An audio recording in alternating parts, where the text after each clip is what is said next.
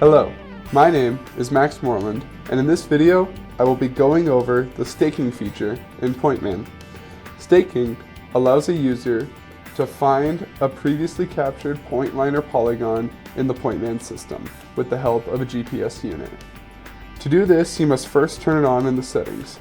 So first, go into the settings, scroll down to the map settings, and turn on the show stake option. From here, you can now stake after selecting any feature on the map. Now, once you select the stake button, a menu will be brought up giving the GPS accuracy and how far away you are from the point, while also telling you how to get there. When doing this with lines and polygons, there are two separate types of staking. The first is the nearest. When staking with nearest, PointMan will guide you to the nearest spot on that feature. When staking with station, you will first select one of the points on the line or polygon, and then you will select a distance of how far away from that point you would like to be.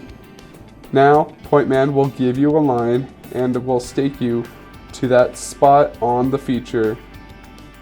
Thank you, and have a great day. To learn more about PointMan, visit pointman.com. And don't worry, dig happy.